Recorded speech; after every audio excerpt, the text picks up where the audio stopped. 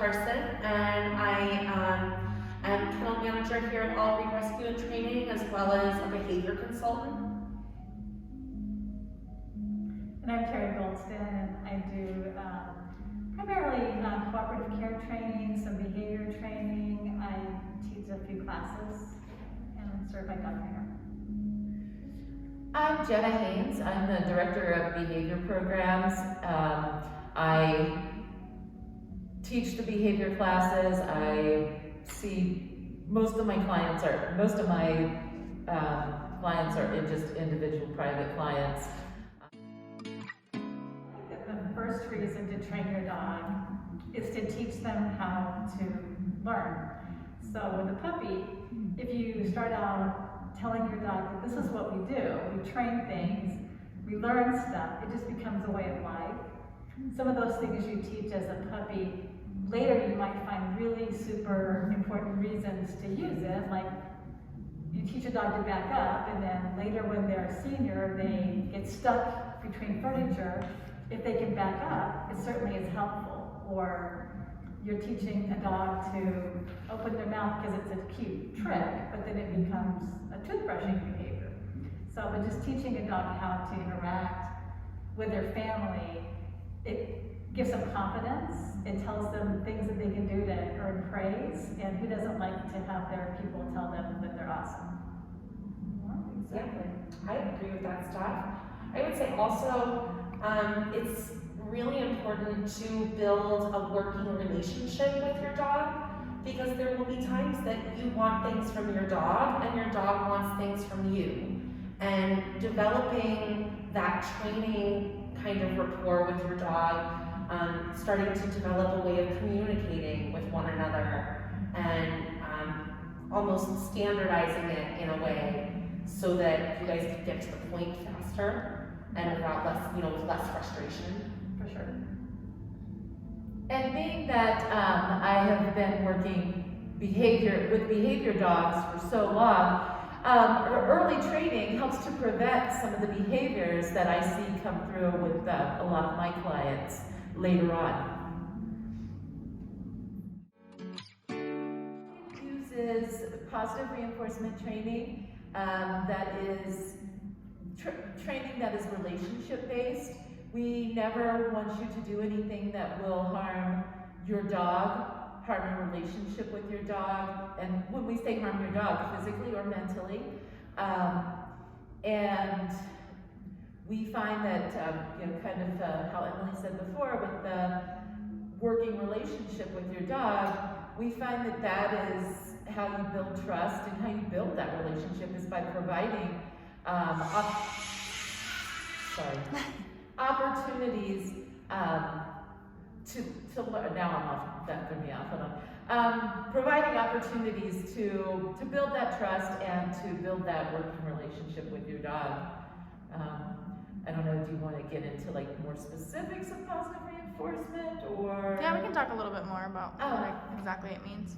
Okay, so just like, before, not to get into the big complicated explanation, but just simple rules of behavior. Your dog is going to do what works for them. Dogs are opportunists, and if it doesn't work, they're not going to do it. And so, working with that in mind, and whatever your behavior is, keeping those factors in mind, and then working off of that. Yeah. I feel like this is an hour-long conversation, so it's hard to just summarize in that. Do you guys want to add anything?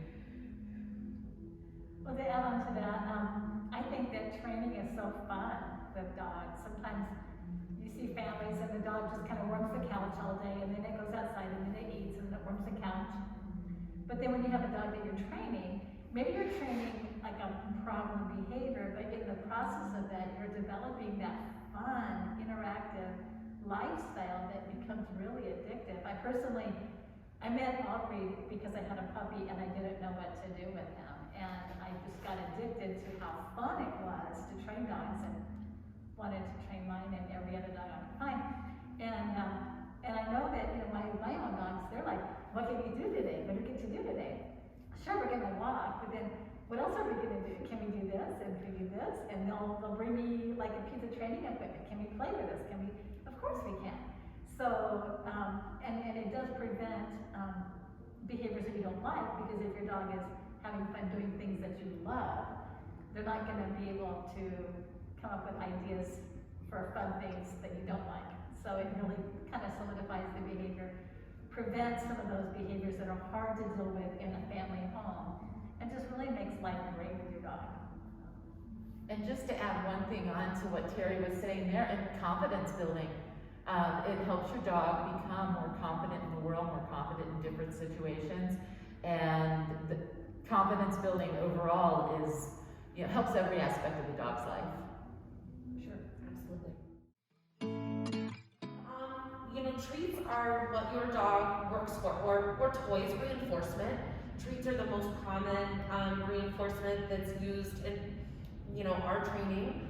And I think that it's important that we look at the value assigned to the treats, that your dog assigns to the treat. Because it's about what is reinforcing to my dog. And I want to make sure that I'm paying them appropriately for the work that they're doing. So, if they're doing something that's pretty simple that they already know how to do, maybe they just get some praise or one treat. But if they do something that's really difficult and takes a lot of mental effort, I want to make sure that I'm reinforcing that heavily with a jackpot with lots of treats, maybe higher value treats. Maybe they were doing sits and downs for kibble, but now I'm asking them to wait while I walk through a door, and that's a lot harder, so I'm going to reward that behavior with some cheese or some chicken. And I think also sometimes just a jackpot, as you said, just for something super simple is also fun. I think about it in our own work life. We do our job, we kind of know what our pay is going to be. Sometimes we get a bonus, and you're like, that was freaking awesome. I got a bonus for doing my job. And then you notice that you start kind of having a little pep in your step, and you're a little bit happier about coming to work for a while. And so sometimes just a little thing like, do that sit and down, and I'm going to give you something awesome. You're like, okay, I'm going to work even harder, because those surprises are really fun too. But just, telling your dog that you appreciate the effort, that we're asking them to modify their behavior to live in a human family, because maybe they genetically weren't made to do that a long time ago. You're asking them to do silly things like sit up on two legs, or go grab a bottle of water from a refrigerator and come back. Silly things that dogs aren't going to want to do on their own. Why do they do it? Because they love us. So reinforcing that is really important. Yeah, and also creating positive associations. I know, Jenna, you use this a lot with behavior. Creating a positive association between something that might be frightening to good things happen. I get yummy treats when I'm in the presence of this thing that I thought was kind of scary, but maybe it's not so scary, because good things are happening. Exactly, yeah. And, even just Tuesday, I was working with a dog who is terrified just out in the world. Traffic noises, strange humans, everything going on, and we're in a pretty busy area, and we just hung out in the parking lot and rewarded that dog where they were comfortable, just for being brave and for being confident out in that situation. And we had to work to that. We had to start inside and work with the door open and moving outside, but reinforcing that in a way that is positive, be it food, be it toys, be it praise, whatever your dog finds reinforcing is a big factor in getting from that point where, oh, I'm terrified, to, okay, maybe I can stand out right outside the door and I'm okay. I think just as far as general things, life skills that your dog needs, I would say having a solid recall is a huge factor. That can be life-saving. That can be the difference of your dog. Luckily, I've only had to use it personally with my dogs train a skunk, but only one got skunked because they both ran back to me right away. So just working on that solid recall, building that through positive reinforcement. I think that is probably, if I had to just throw one thing out there, there are, like Kara said, a million options, but I don't know. I ask people, what is your life gonna look like in 5, 10, 15 years? Are you always gonna be a stay-at-home employee? Are you a social family? Do you have a lot of strangers coming to the house a lot? Do you travel a lot? All those things that you think are gonna happen, train those now. Is your dog's gonna need a nail trim in a few months? Probably. Let's train that now. When the dogs are younger, they're a lot more, in a way, brave. They really depend on their families more, and their family says that this is a good thing. They're like, okay, I guess this is a good thing. This is what we do. That's how we train our dogs to eat kibble. That they aren't bred to eat kibble, but a lot of them do because this is what we eat. Okay, so we eat. So training them to be okay with strangers, training them to be okay in a car, training them okay to be, brush, long-haired dogs, some of the doodle breeds that are coming up that really need a lot of regular grooming, making that a part of their daily life from day one. If you're going to be leaving your dog and traveling alone, making sure they're okay with strangers from day one.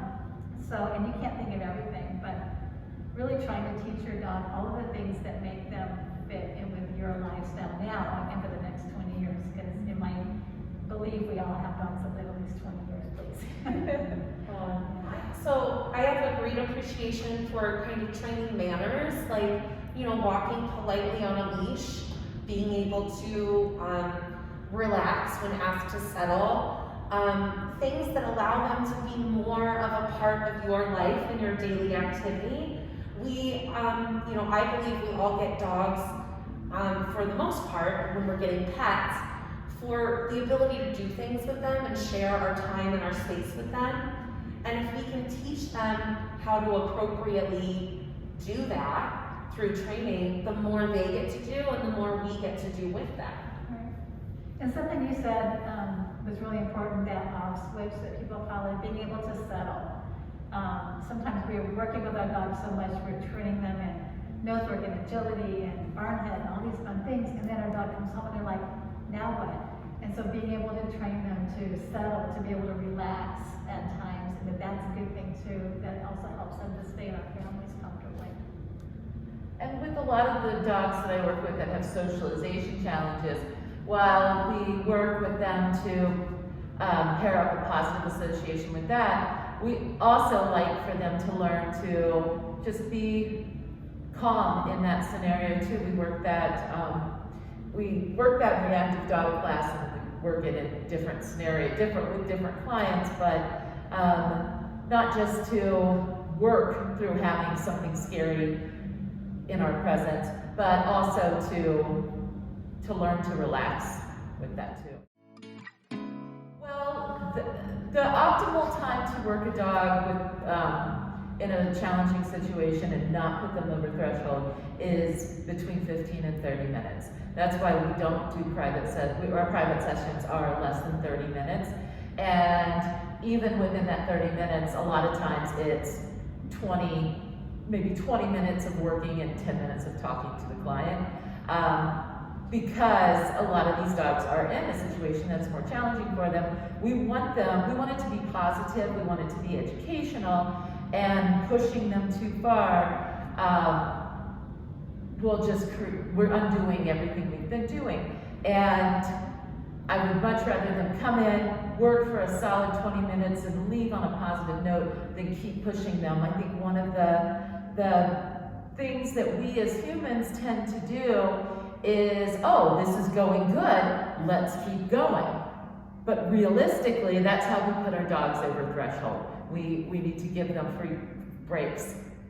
So when they're over threshold, they really don't learn well. So if they're worried about something, even if they're like super, super excited about a toy or a treat, if it's like super awesome, like A+, that might be too much for a dog. You might need to crank it down and go with something that's even a less desirable treat to help them to get to that calm level where they can think. So not being sleepy, but not being so over the threshold where they can actually learn and think. And it's different for every dog.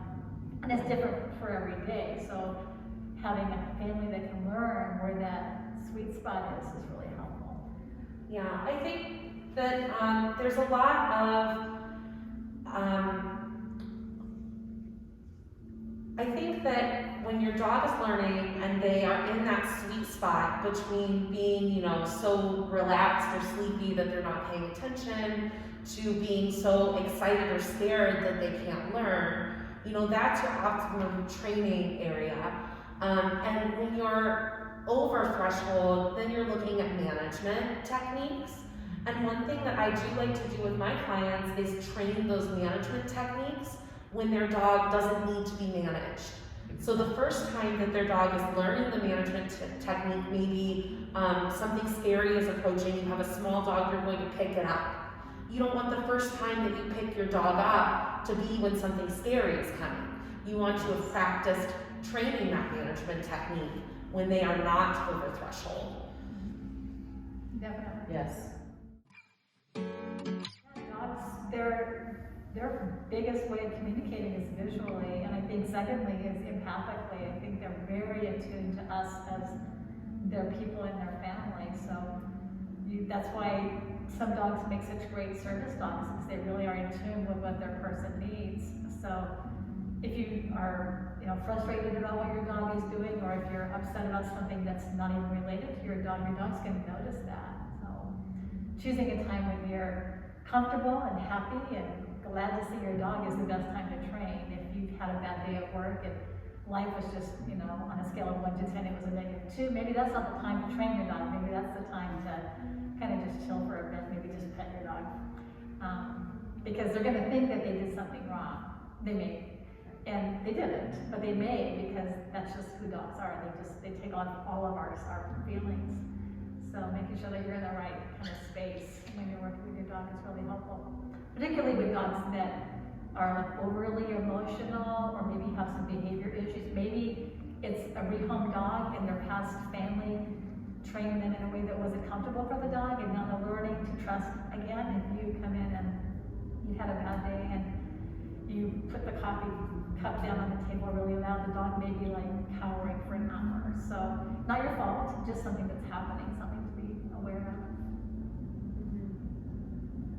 Yeah, and I agree completely with what Terry said. And when I know I use a lot of references to behavior dogs, but that's my passion. That's when I see my clients, and a lot of times they'll come in and they'll be like, I don't know, it might just be me. And a lot of times, and it's not intentional at all, but a lot of times it is the human factor that is increasing or creating the reactivity.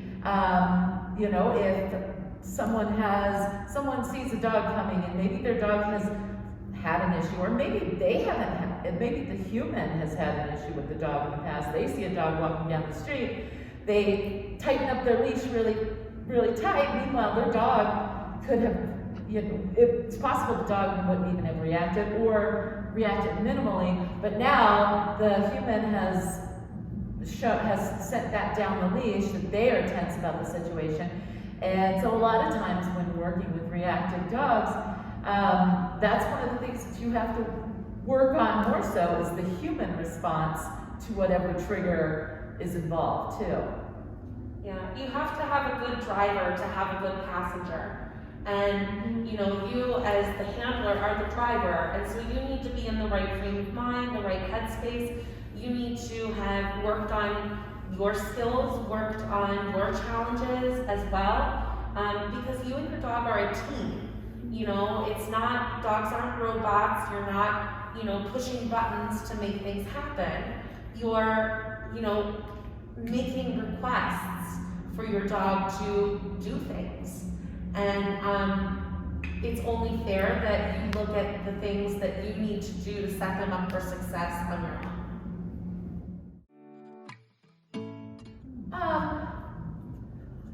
I think as far as muzzle training goes, I think that every dog, regardless of temperament, should be muzzle trained for many reasons. And it's a tool, and unfortunately,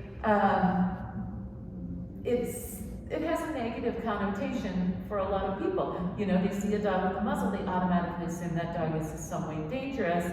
And realistically, there are a million reasons why that dog could be wearing a muzzle. And I think we, as trainers in the manner that we do, and I feel like you guys would agree with me, but I feel like we need to work as a community to take that muzzle back and let people see it as just what it is. It's another tool in your dog's life. Oh, I put, and that part of that is, conditioning it. That's the biggest factor there, is making it comfortable. A lot of times we as humans tend to pull out the muzzle when the dogs may be in a scary situation, the vet, a groomer, something like that. And instead of that being when the muzzle comes out, we need to pull that muzzle out and start working it at home, conditioning the dog to it, making it positive, so that then when we do need it in a situation like that, if we've worked it and we've done fun things with it on and we've made it a part of our lifestyle, then it's not gonna be, oh God, here comes that thing, on top of I'm stressed because I'm at the vet and and everything building up together. It'll just be, oh, okay, I've got my muzzle on, I wear my harness, no big deal. Yeah, I tell some of my clients who are horrified at the thought of muzzles, I said, the chances of your dog getting injured at some point in your life is maybe more than 25%. I don't know what the rates are, but your dog could have a hip injury, they could break a leg. You take your dog to the vet, what's the first thing the vet's gonna do? Put a muzzle on. Why? Because the dog is in pain, is going to probably react to that pain. And how are they gonna react? They may nip a person. It would happen.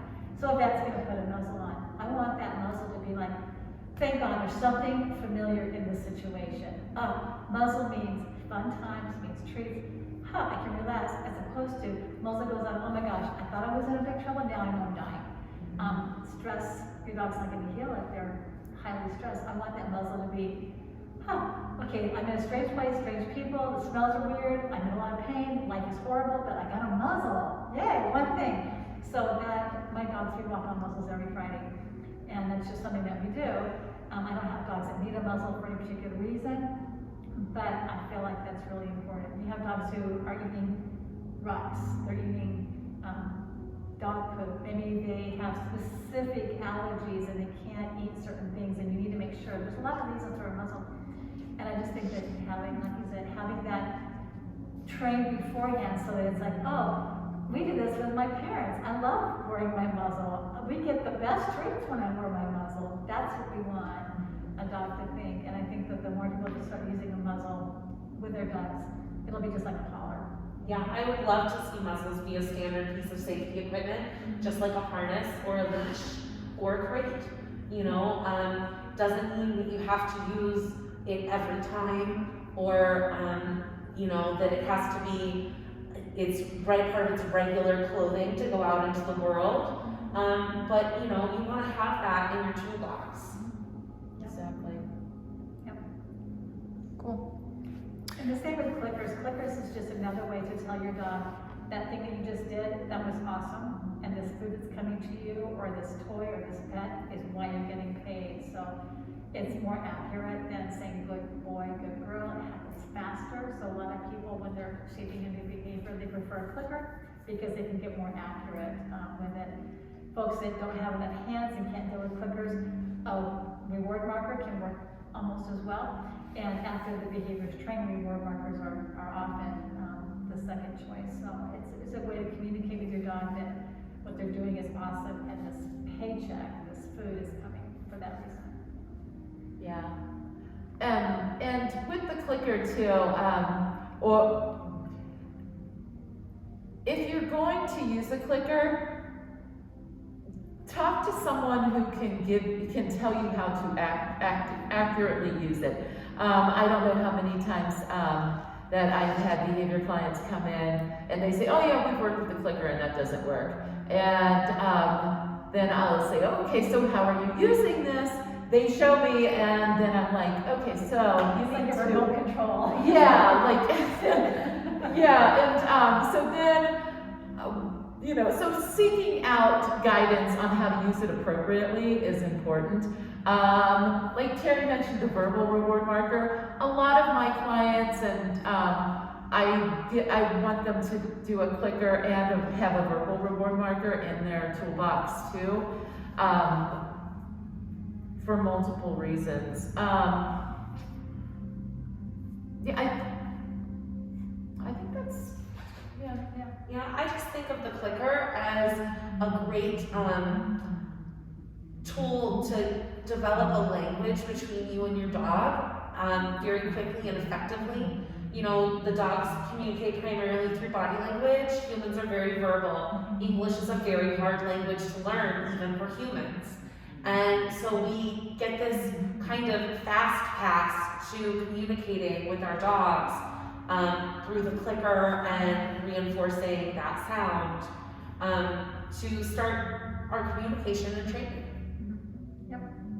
And just one more thing briefly on the clicker. For a lot of dogs that are more fearful in the world or lacking confidence, that click, once you've developed that language between the two of you, that click can become a calm to the dog. It can be, okay, I know what we're doing. We're working through this, and we've done this, and it can help the dog in that specific situation. That little piece of familiarity that they can hang their confidence on. Yeah, a little bit of structure. Yeah, exactly. Well, I think that every dog deserves to be trained for its entire life. It doesn't mean they have to be in classes all the time, but I think that the happiest, healthiest, most well-rounded dogs are trained constantly. And it's going to change. You're going to have a 15-year-old dog. Their training is going to look a lot different than a 1-year-old dog. But having that mindset of we're always going that lifelong learner for our dogs as well as us is really important. And then the other thing is if that's going well and then it's not going well, then we're always here to help give you a little idea. Have you thought about this? Have you thought about that? I had a client recently and they said, I've been to 3 trainers, my dog is getting worse and worse and worse. And we talked about what was going on and what had happened before and why that wasn't working. And I gave them 2 tips. And they came back in 2 weeks and they said, life-changing, life-changing. Doesn't mean that the last trainer was right or wrong, but just a different set of eyes than what they had. And they're like, this is like perfect. This is working great. We got a couple more things to work on, but so much better in 2 weeks. And that's kind of what a trainer can do, even like in 1 or 2 sessions sometimes. Give you a second set of eyes. Have you thought about this? Have you thought about even simple things like your dog's in your left? Have you thought about treating with the left hand instead of treating with the right hand? Because my dog is tripping me when I walk. Oh, easy thing. And you might not notice it, but that simple thing is something that a trainer can very simply say, have you thought about training with the hand closest to your dog? Super simple. So yeah, always lifelong learner for your dog. I try to think about, I tell my clients to think in terms of, they come to me with a list of things they wish their dog didn't do. And I said, well, what do you want your dog to do? Because telling your dog what not to do doesn't really give it an outlet for any of its energy or feelings. And so we want to think about what appropriate things your dog can do and train those things. And the other things will start to dissipate. We want to show them the right path. And I think that's what we are here to do for the humans at aBRT, is to show them the right path to take with their dog. Whether their dog is old or their dog is young, depending on what their goals are for their dog. There are so many options of, which path to take with your dog and finding the one that's right for the individual and for the entire life of the dog, like you said, I think is really important. Yeah. And I was actually gonna say in a different way exactly what Emily did about this undesirable behavior. What would you rather have instead? If your dog does this, what would I rather my dog do? And let's teach that. But on Emily's note of helping the humans, that is I can't think of how many times that after I've done an eval and I've set up a training modification plan or a behavior modification plan, that I've had the humans go, oh, this is about training us. And or, there's, something to that effect, and a lot of it is, especially when you have a family and you want to build that consistency, because that's important in any training, is that everybody in the family be on board, and, like, the parents will say, oh, okay, now we have to train the kids, and so it's a part of, it's a whole family effort, or partnership between human and dog, so. Oh yeah, it's a lifestyle too. Yeah, exactly. It's not just about I'm gonna train my dog to sit and lie down and come and call and then I'm done. You have to talk the talk and walk the walk, and you have to be really consistent.